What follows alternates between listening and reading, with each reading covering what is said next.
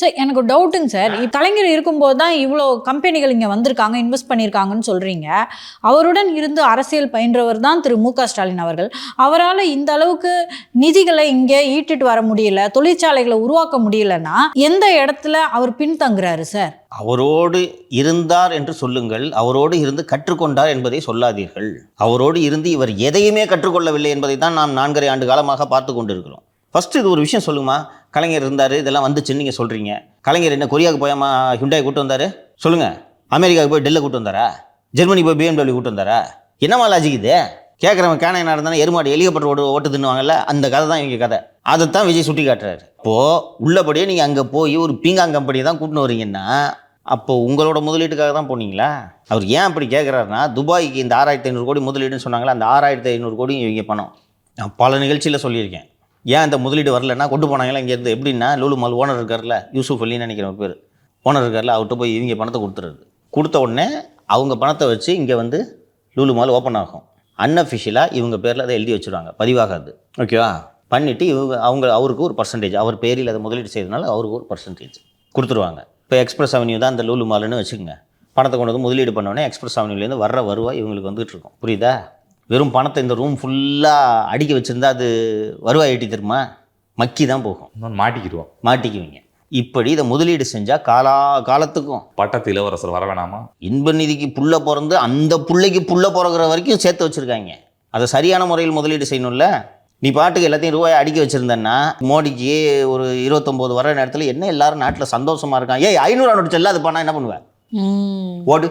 தேர்தல் நெருக்கத்தில் இல்லை ஜி, இந்த வாட்டி நீங்கள் ஏதோ கொஞ்சம் தோக்குற மாதிரி தெரியுது ஜி அப்படின்னா, ஒரு நாட்டில் நிம்மதியாக இருக்கக்கூடாது. மித்திரம் அப்படின்ட்டு ராத்திரி 8 மணிக்கு கூப்பிட்டு ஆள் 500 நோட்டு அவுட்டு. என்ன ஆகும்? இவ்வளோ ரூம் ஃபுல்லாக இருக்க பணத்தை எப்படி மாற்றுவேன்? ஏற்கனவே இதே மாதிரி தான் சொல்லாம 2000 நோட்டு முடிச்சு விட்டாங்க. ஒரு சின்னமா மாதிரி இந்த அலைஞ்சிருக்கு. அதுக்கு தான் இந்த இன்வெஸ்ட்மெண்ட்டு. புரியுதா? ஸ்பெயின்லேருந்து வரதா சொன்ன இன்வெஸ்ட்மெண்ட் எங்கேயா சொல்லு, எங்கே இன்வெஸ்ட்மெண்ட்? நேற்று கூட மல்லு கட்டிக்கிட்டு டிஆர்பி ராஜா பதில் சொல்கிறாரு, இவ்வளோ வேலைவாய்ப்பு உருவாக்கணும். எங்கப்பா உருவாயிருக்கு வேலைவாய்ப்பு? நான் இந்த 4.5 ஆண்டுகளில் இவர்கள் புதிதாக கொண்டு வந்த முதலீடுகளில் வேலைவாய்ப்பு பெற்றிருக்கிறேன்ட்டு நீங்களே உங்கள் நினைவுத்தான்களை வச்சுருக்கீங்களே, போய் வீடியோ எடுத்து போடுங்க. அந்த சவுக்கு சங்கர் என்பவர் பேசி கொண்டிருக்கிறாரு, துபாயிலிருந்து எந்த முதலீடும் வரவில்லை என்று. இதோ பாருங்கள், நான் லூலு மால் வாசலில் நின்று கொண்டிருக்கிறேன்ட்டு போய் வீடியோ எடுத்து போடுங்க. நோபல் ஸ்டீல்ஸ் தொழிற்சாலையின் வாசலில் இருந்து நான் பேசுகிறேன் அப்படின்னு ஒரு வார்த்தை சொன்னீங்கன்னா குணசேகரனே நேராக போய் பிடிசி கொடுப்பாரு. அந்த ஸ்பெயின்லேருந்து வந்த பீங்காங் கம்பெனி புது தொழிற்சாலையை தொடங்கி இருந்துச்சுன்னா, கார்த்திகை செல்வன் ஒரு வார்த்தை சொன்னீங்கன்னா போய் வாசலே படுத்து கிடப்பாரு. டிபேட் பண்ணுவாங்க. பண்ணுங்க, அதுதானே சரி. வாயிலே உட்காந்து ஸ்டுடியோவில் உருட்டிட்டு இருக்கீங்க. அது இல்லாதனால தானேங்க சார் அதிமுக பிரிஞ்சிருச்சு, ரெட்டலை உடஞ்சிருச்சு அப்படின்லாம் பேச வேண்டிய கட்டாயத்துக்கு அவங்க தள்ளப்படுறாங்க. நீங்கள் இதையெல்லாம் செஞ்சுருந்தீங்கன்னா உங்களுடன் ஸ்டாலின் தமிழகத்தை தலைக்குனிய விடமாட்டேன்னு ஊரா ஹோர்டிங் வைக்க வேண்டிய தேவையில்லை தம்பி. நீங்கள் உருவாக்கி இருக்கிறீர்கள் அல்லவா அந்த வேலைவாய்ப்பு. அந்த வேலைவாய்ப்பை பெற்ற அந்த குடும்பமே உங்களுக்கு வாக்களிக்கும். ஜெயலலிதா மீண்டும் மீண்டும் வெற்றி பெற்றதற்கு காரணம் அவங்க மிகச் சிறப்பாக ரொம்ப அழகாக இருக்கிறார், மிக அழகாக பேசுகிறார் என்பதனால் அல்ல. அந்த இலவச ஆடு மாடு திட்டங்களினால் பயன்பெற்ற குடும்பங்கள், தாலிக்கு தங்கத்தினால் பயன்பெற்ற குடும்பங்கள், அம்மா உணவகத்தில் உணவருந்திய குடும்பங்கள், மகளிர் சுய உதவி குழுக்களினால் பயனடைந்த குடும்பங்கள். அதிமுக அந்த 75 சீட்டு பெற்றுச்சுன்னா நமக்கு நீட்டு சாத்தியம் என்று நினைத்த குடும்பங்கள். அது மாதிரி நீங்கள் இப்போ இந்த 1000 ரூபாய் உதவித்தொகையை தவிர நீங்கள் சொல்லிக்கிற மாதிரி என்ன ஸ்கீமு, என்ன வேலைவாய்ப்பை உருவாக்கி இருக்கிறீர்கள் அதுதானே பேசும். இவ்வளோ முதலீடு வந்திருக்கு, வேலைவாய்ப்பு வந்திருக்குன்னு நீங்கள் சொல்கிறீங்க. இதை பாருங்கள், கடைகள் நீங்கள் எல்லாம் உடனே ஒரு 10 நாளில் வந்து ஃபேக்ட்ரி கட்டி முடிக்க முடியாதுன்றதை நான் ஒத்துக்கிறேன். இதை பாருங்கள், இந்த இடத்துல தாங்க ஃபேக்ட்ரி இதாங்க சொல்கிறாங்க எங்களை இந்த மாதிரின்ட்டு. அந்த புரிந்துணர்வு ஒப்பந்தம் முதலீடாக மாறிவிட்டதுன்னு சொல்லுங்கள். என்னையா கேட்குறாங்க? ஒயிட் பேப்பர்னா என்னையா நீங்கள் கையில் வச்சுருக்கீங்க அந்த ஒயிட் பேப்பரை? இவ்வளவு புரிந்துணர்வு ஒப்பந்தம், இதை பாருங்க, இன்வெஸ்ட்மெண்ட் காட்டுங்க. அதுதான் சார் அவர் கேட்குறாரு, வெளிநாட்டு பணம் முதலீடா வெளிநாட்டில் முதலீடான்னு கேட்குறாரு. சுருக்குன்னு குத்துது உங்களுக்கு.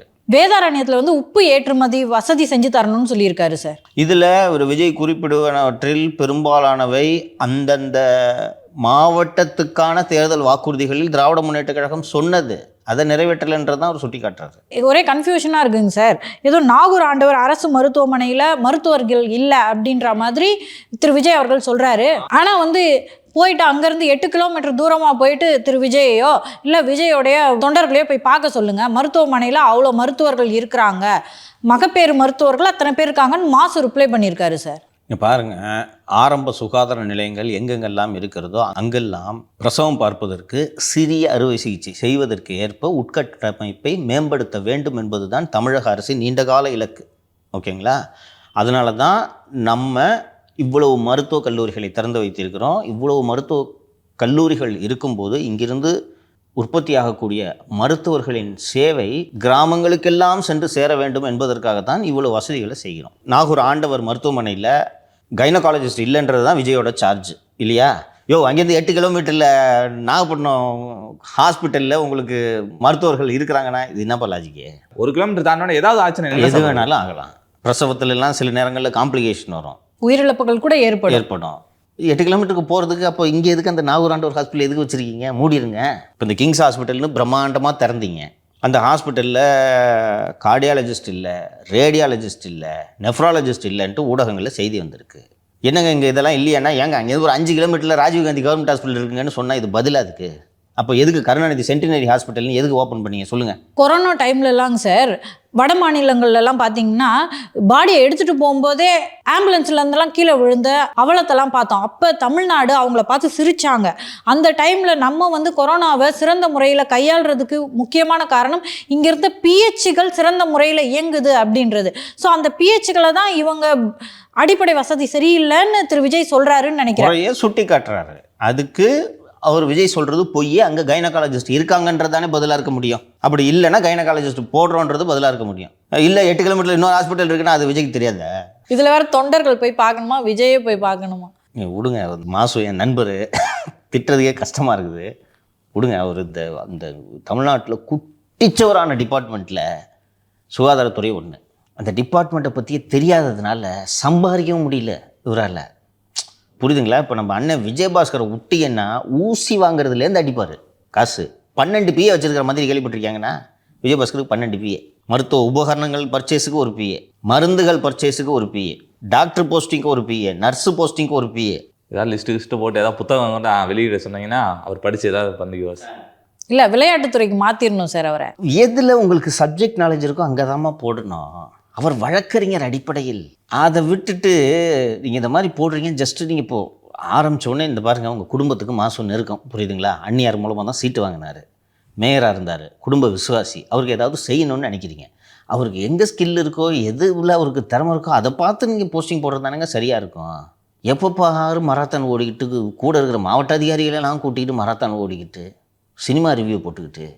அதனால இவர் என்ன பண்ணுறாருன்னா பாம்பு கடிக்கு விஷம் தயாரிக்கிறத காலி பண்ணி விட்டுறாரு. காலி பண்ணி விட்டுட்டு அது பாரு, அது இப்போ பல வருஷமாக இருக்குது அந்த சென்டர். இன்னும் ஆன்டி வினம் மருந்துக்கான தேவை இருக்குது. நம்ம ஏற்கனவே நான் விரிவாக சொல்லியிருக்கேன். ஜஸ்ட் லைக் தட் பண்ண முடியாது. குதிரையை பாம்பை கடிக்க விட்டு அதில் பண்ணுற எதிர்ப்பு சக்தியில் அதை வச்சு தான் பண்ண முடியும். அது டக்குன்னு ஈஸியாக பண்ண முடியறதில்ல. அதுக்குன்னு ஒரு இன்ஸ்டியூட் வச்சுருக்கோம். கொஞ்சம் ஃபண்ட் அதுக்கு அலாட் பண்ணால் அதை நல்லா ஒரு நல்ல அமைச்சர் என்ன செய்திருக்க வேண்டும் என்றால் அதுக்கு கொஞ்சம் அதிகம் நிதி ஒதுக்கி இதை பண்ணோன்னா அந்த சீரம் மேனுஃபேக்சரிங் யூனிட் இருக்குல்ல, இந்தியா பூரா டிமாண்ட் இருக்குது. இதுக்கு இந்தியாவில் பாம்புகள் அதிகம், இந்தியா பூரா டிமாண்ட் இருக்குது. அதை நல்லா டெவலப் பண்ணியிருந்தோன்னா நம்ம மற்ற மாநிலங்களுக்கு ஏற்றுமதி செய்யலாம். இன்றைக்கி ஹைதராபாத்லேருந்து வாங்குகிறோம்.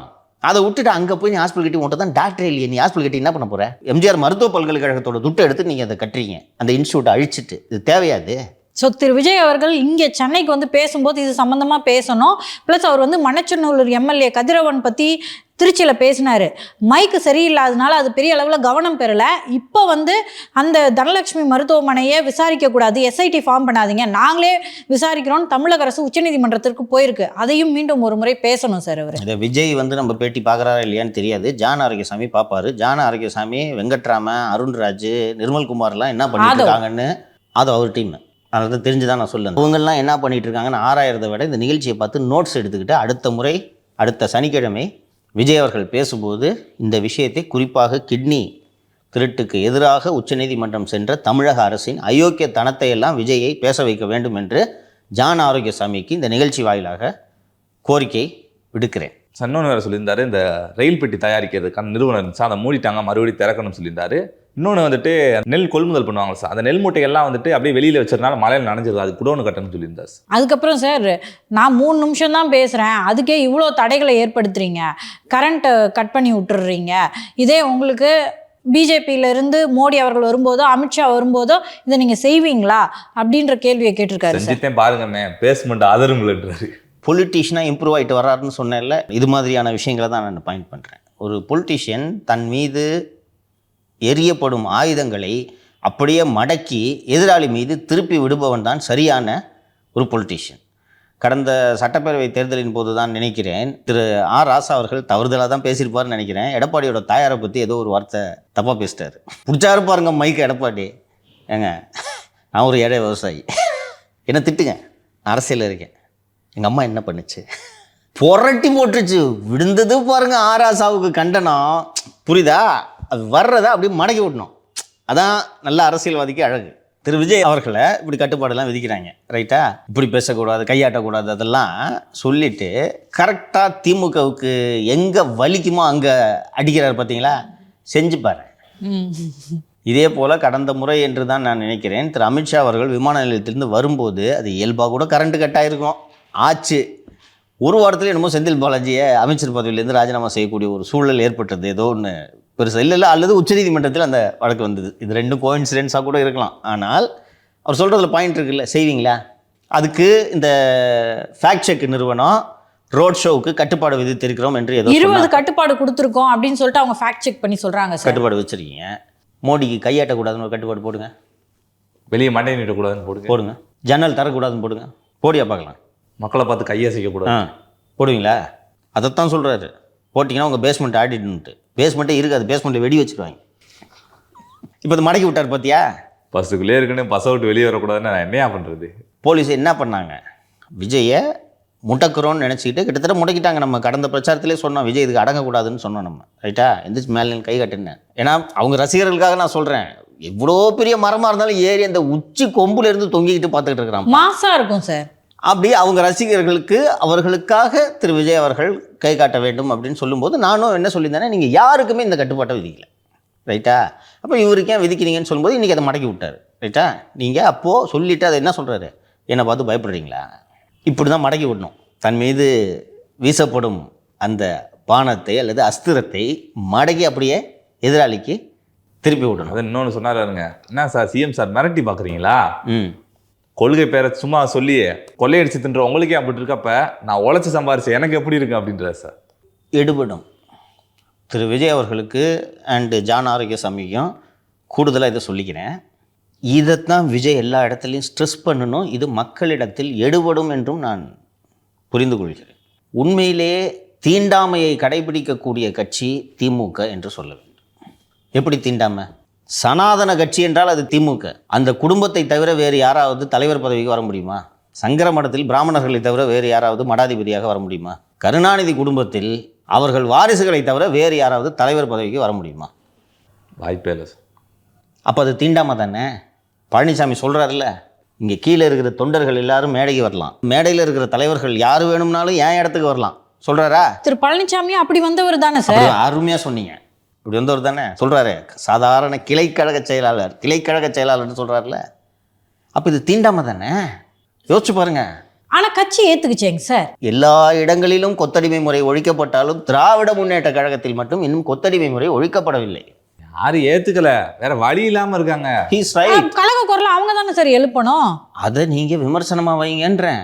எப்போ தம்பி நீ இந்த மாதிரி கொத்தடிமையாக இருக்காதுன்னு என்கிட்ட சொல்கிறீங்க. நீங்கள் முடியாது, நான் கொத்தடிமையாக தான் இருப்பேன் அப்படின்னு சொல்கிறவங்க கிட்ட நீங்கள் போய் இப்போ என்ன பிரயோஜனம் பேசி? எனக்கு பிடிச்சிருக்கு. திரு விஜய் அவர்கள் இதை ஃபோக்கஸ் பண்ணணும். இவ்வளோ பேசுகிறீங்களே சிஎம் சார், சமூக நீதி, சம உரிமை, சுயமரியாதை எல்லாம் பேசுகிறீங்களே, உங்கள் கட்சியில் இருப்பவர்களுக்கு முதலில் சுயமரியாதையை கொடுங்கள். ஒரு தாழ்த்தப்பட்டவரை ஏன் உங்கள் கட்சியின் பொதுச் செயலாளராக இதுவரை உங்களது 75 ஆண்டு கால வரலாற்றில் இதுவரை ஒரு தாழ்த்தப்பட்டவர் ஏன் திராவிட முன்னேற்ற கழக பொதுச் செயலாளராக வரவில்லை? உங்களுக்கு சமூக நீதியை பேச அருகதை இருக்கிறதா அப்படி கேட்கணும். இதெல்லாம் ஜான் ஆரோக்கியசாமி பாயிண்டாக எழுதி கொடுக்கணும். உட்காந்து ரூமுக்குள்ளே உட்காந்துக்கிட்டு அந்த விஜயோட ஸ்பீச்சையும் யாருக்கிட்டையும் காட்டுறது இல்லையா? ஜான் 5 பேர் இருக்கீங்களா, அந்த 5 பேர் உட்காந்து சொன்னீங்கன்னா 4 பேர் 4 பாயிண்ட் எடுத்து கொடுப்பாங்க. பிரைன் ஸ்டார்மிங் ரொம்ப முக்கியம். ஏடிஎம்கேலேருந்து பிரைன் ஸ்டார்மிங் இல்லாமல் போயிட்டு இருக்கு. இது வேணும். 5 brains are better then 1 brain தானே. ஸோ இதை விஜய் டார்கெட் பண்ணணும். புரியுதுங்களா? இன்னும் இப்படியே அடிக்கணும். அவரு பஞ்ச் டைலாக் பேசுகிறவர் தானே. திமுகன்றதே ஒரு கொத்தடிமை கட்சின்னு சொல்லணும். சொல்லிடுவார் சார் வருங்காலங்களில். யார் வந்து அந்த அரச குடும்பத்தின் வாரிசுகளாக இருக்கிறார்களோ அவர்கள் மட்டும்தான் கட்சியின் தலைவராக வர வேண்டும், அவர்கள் மட்டும்தான் நாட்டை ஆள வேண்டும் என்ற கொத்தடிமை முறை திராவிட முன்னேற்ற கழகத்தில் இந்த 2025 நீடிக்கிறது அப்படின்றத சொன்னா நடுங்கிருவாங்க. அதுவும் தகுதி இல்லாத வாரிசு. நாட்டில் என்ன நடந்துட்டு இருக்கு, சோத்துக்கு இல்லாமல் கஷ்டப்பட்டுக்கிட்டு இருக்கான். அங்கே மாலதி ஒரு கேபில் போயிருக்காங்க, சொல்கிறாங்க புலம்புறாராம் கேப் டிரைவர், சிஎன்ஜி கிடைக்கல, போராட வேண்டியதாக இருக்குது வாழ்க்கையில், விடிய விடிய வண்டி ஓட்டுறேன்னு. ஹேண்ட் டு மவுத்துக்கு தான் இருக்கு. நாய் கூட விளையாண்டுக்கின்னு டெய்லி ஃபோட்டோ போட்டுக்கிறீங்க. ஆமா, ஏன் சார் ரவுடி கூட போட்டோ டெய்லி வருது? டிப்ரெஷனில் இருக்காரு, ரொம்ப நோண்டாதீங்க. என்ன சார் டிப்ரெஸ்? 1000 கஷ்டம் இருக்கும் ஒரு துணை முதல்வருக்கு, நினைத்த நலத்திட்டங்களை செயல்படுத்த முடியவில்லையே. மக்களை நினைத்தா அது தப்பா பண்ண